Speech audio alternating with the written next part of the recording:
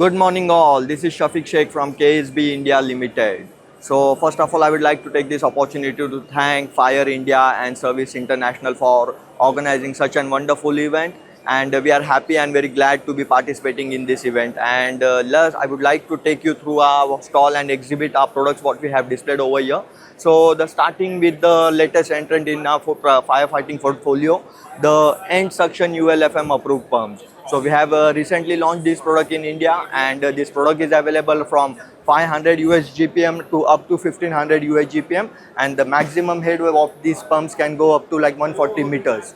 So you know KSB Limited is one of the leading pump manufacturers globally, and NSE/BSE listed company in India. So we have more than 7 plants in India, 5 for manufacturing of pumps and 2 for valves. So you can say KSB Limited is can be a single stop solution provider for all your firefighting applications. We have pumps right from end suction pumps. So we do have a split case range of pumps. So we do have a split case range of pumps. So this comes under 2 categories. One is like PN10 and the other one is PN16. The flows can range up to like we can go up to 2100 m³ for when it comes to fire.